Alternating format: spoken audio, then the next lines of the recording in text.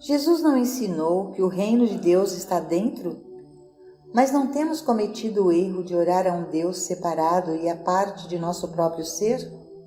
Não é todo senso de discórdia em nossa experiência mental, física, financeira e emocional apenas um sentimento de separação de Deus?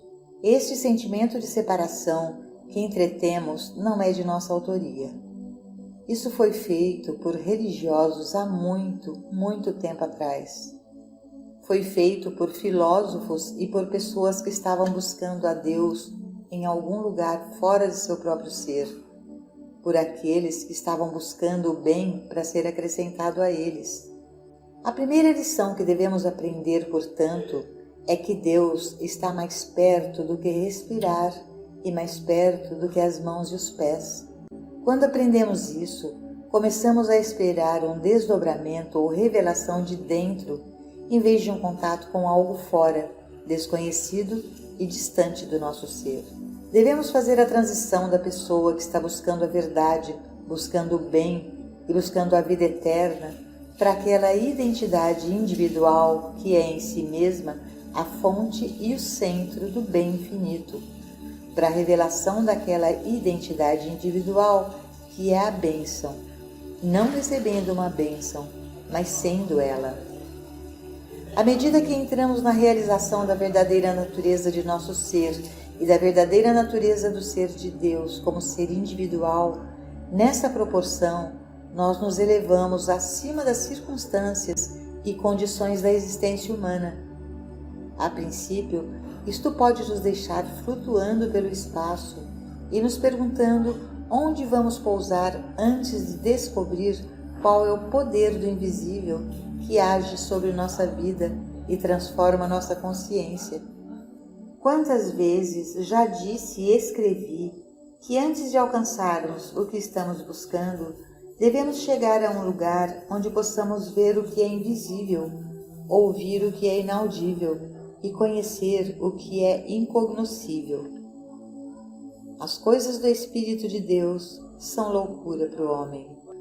Essa transformação de consciência da mente pensante para a intuitiva não virá através do intelecto, mas definirá a si mesma pelo que é chamado de faculdade da alma, a consciência interior.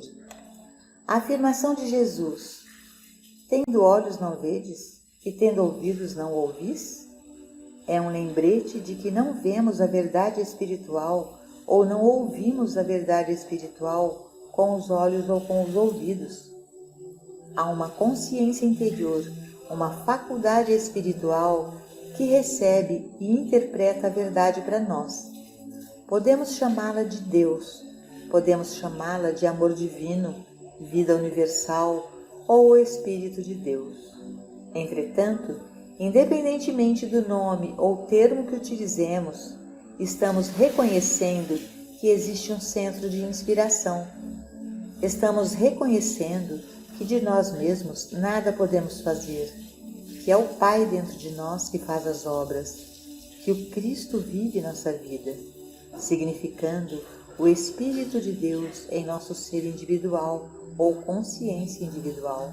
À medida que reconhecemos que existe essa infinita fonte de inspiração e todo o bem, passamos ao próximo passo e percebemos que, na medida em que esse bem infinito entra em nossa experiência, à medida que reconhecemos que existe essa infinita fonte de inspiração e todo o bem, passamos ao próximo passo e percebemos que, na medida em que este bem infinito entra em nossa experiência, trazemos à tona a beleza e a generosidade desse infinito. Sem ela, não seríamos nada. Sem ela, não poderíamos fazer nada. Tal ensinamento é transcendental e é uma inversão do senso comum da existência humana. Por exemplo, o conceito mundial do suprimento é que nós temos que sair e obtê-lo. Temos que trabalhar por ele, planejar, esquematizar ou roubar, mas de uma forma ou de outra nós temos que o obter. Este ensinamento inverte isso e diz que o fluxo do Espírito de Deus em nós é o segredo do suprimento, mas isto é algo que dificilmente poderíamos sair e contar ao homem na rua. O mundo também acredita que os remédios materiais são absolutamente essenciais. Então, não seria tolice tentar dizer a alguém que deposita sua fé em tais remédios que, por mais eficazes que sejam, existe uma maneira mais eficaz? Quantos deles poderiam entender isso e aceitar tal ideia? Ora, seria tão ridículo como dizer que não é necessário rezar a Deus pelo nosso bem. Sei disso porque, quando fiz esse tipo de afirmação, vi o choque no rosto de pessoas que estavam bem treinadas em crenças religiosas. Não rezar a Deus pelo nosso bem? Impensável. Mas como podemos pedir a Deus algo que Deus deve saber que já precisamos? Deus não é onisciência, todo conhecimento, toda sabedoria?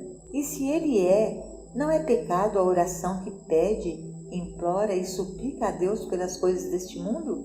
A oração, porém, que se volta para o Pai e pede: abra meus olhos, ilumina-me, dá-me luz, seja uma luz dentro de mim, brilhe e se expresse através de mim, prepara-me para ser um veículo melhor para a tua graça, um melhor servo da tua vontade. Aproxima-se de forma mais elevada de oração, que é a comunhão com Deus. É como a relação que existe entre duas pessoas que se entendem profundamente e que se sentam numa montanha ou junto a um riacho, olhando para a paisagem, desfrutando das grandes delícias das montanhas. É como a relação que existe entre duas pessoas que se entendem profundamente e que se sentam numa montanha ou junto a um riacho, olhando para a paisagem, desfrutando das grandes delícias das montanhas, dos vales ou do mar, sem que nenhuma palavra passe entre eles, mas olhando um para o outro de vez em quando, em alegria mútua por esse grande privilégio de contemplar a obra de Deus. Duas pessoas tão completamente em sintonia que há apenas um lembrete ocasional. A lua não é linda? As estrelas não brilham intensamente esta noite? Apenas algumas palavras como estas e há comunhão. A verdadeira oração é assim. É quando alguém comunga com Deus e sente a presença divina nele e através dele, e em e através de todas as pessoas e tudo ao redor, e apenas sorri ocasionalmente e exclama: Pai, não é uma terra celestial que temos aqui? Este não é um mundo lindo? As pessoas não são maravilhosas? Essa é a oração de comunhão. E ela acontece depois de termos alcançado uma medida de vida pela graça, uma vida na qual Deus está se cumprindo como nossa experiência. Não é que Deus conheça nossas necessidades materiais e as supre. Deus nada sabe de nossa necessidade de automóveis, máquinas de escrever ou máquinas de lavar. Ele provavelmente não tem nem mesmo consciência de nossa necessidade de emprego, mas Deus nos fala em termos de cumprimento, e esse cumprimento é sempre em termos que podemos compreender. Deus fala conosco, e a mente interpreta isso em termos de notas de dólar, livros, emprego ou companheirismo. Deus fala como Espírito. Ouvimos o Espírito, mas o interpretamos de acordo com nossas necessidades, para aquilo que faz com que nos realizemos. João nos diz que Deus é amor. Se Deus é amor, por que pedir amor a Deus? Deus é amor. Deus não tem mais poder para reter o amor do que Deus tem poder para reter colheitas no solo, ou peixes no mar, ou pássaros no ar. É função da vida cumprir a si mesma, e isso em medida infinita e abundante. Durante a Grande Depressão dos anos 30, igrejas em todo o mundo estavam abertas dia e noite para aqueles que queriam orar a Deus por suprimento. E você sabe tão bem quanto eu que não havia falta de suprimento. Os oceanos estavam cheios de peixe. O Maine, no estado americano, nunca ficou sem um excedente de batatas. O Sul nunca ficou sem algodão. O Meio Oeste sempre teve gado e trigo mais do que suficiente. De fato, estas coisas eram produzidas de forma tão abundante que todos os dias da semana milhares de trens ferroviários e caminhões eram enviados carregados de comida para serem jogados no oceano ou para serem queimados. As lavouras eram aradas e os agricultores eram pagos para não as cultivar, e todo o tempo as igrejas estavam abertas dia e noite, cheias de pessoas orando por mais suprimento. O que o mundo teria feito se Deus tivesse sido capaz de aumentar o suprimento? Teria tido o dobro de alimentos para jogar no oceano e o dobro de alimentos para queimar. Não fazia sentido, então, orar a Deus por suprimentos, e não faz sentido fazê-lo agora, a menos que queiramos orar a Ele para que nos traga isso até nossa porta em um caminhão. Deus já está produzindo mais do que as pessoas desta terra estão usando. No entanto, neste exato momento, em todo o mundo, há aqueles que estão orando para que Deus aumente o fornecimento na terra. Se Deus duplicasse a quantidade de bens na terra, as pessoas que estão orando por ela provavelmente não obteriam nada disso. Todas as orações que já foram enviadas a Deus por mais comida ou mais roupas foram simplesmente um desperdício de palavras e de tempo. Há uma maneira de trazer a infinidade de suprimento para a nossa experiência, mas essa maneira não é repetindo muitas palavras ou cantando canções sentimentais e acreditando assim que Deus de alguma forma vai começar a nos dar o que até agora Ele tem nos ocultado. Não. Esse não é o caminho.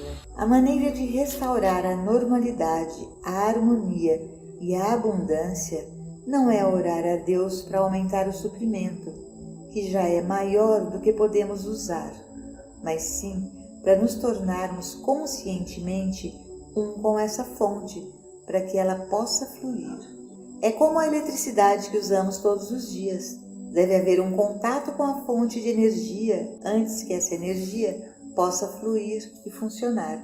A sala em que estamos sentados pode estar cheia de tomadas elétricas. As paredes podem estar forradas com fios elétricos, mas não faria bem nenhum sentar-se orando por eletricidade. O aparelho deve ser ligado à tomada antes que a energia possa fluir. Assim é conosco.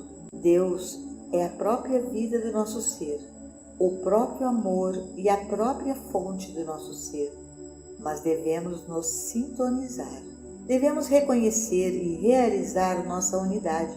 Nossa oração, então, nunca será uma busca, nunca será uma tentativa de ganhar mais verdade, mais vida ou mais amor. Nunca será uma busca de qualquer forma de demonstração, exceto uma, e esta é a demonstração da presença de Deus. E por isso é inútil rezar qualquer oração no sentido de um desejo de conseguir, de realizar, de alcançar ou de demonstrar. A única oração legítima que nos resta é um obrigado, Pai. E por isso é inútil rezar qualquer oração no sentido de um desejo de conseguir, de realizar, de alcançar ou de demonstrar. A única oração legítima que nos restará é um obrigado, Pai, e um sentar-se no silêncio em doce comunhão com a suave presença que já está dentro do nosso próprio ser. Esta presença não será acrescentada a nós. Não. Ela será revelada dentro do nosso próprio ser. Você vê por que o desejo é errado? É o reconhecimento de uma falta. Jesus disse: pedi e vos será dado, buscai e encontrareis, batei e abrir-se-vos-á. Implore, suplique, bata, peça, mas peça pelo Espírito, pela iluminação espiritual. Peça a realização de Deus e ore por ela. Peça os dons do Espírito. Peça ao Espírito coisas espirituais. Paulo disse: porque não sabemos como devemos orar, mas o próprio Espírito intercede por nós. Reconheça então, quando for orar, que você não sabe pelo que orar, e assim, o que você está orando é luz espiritual, iluminação espiritual.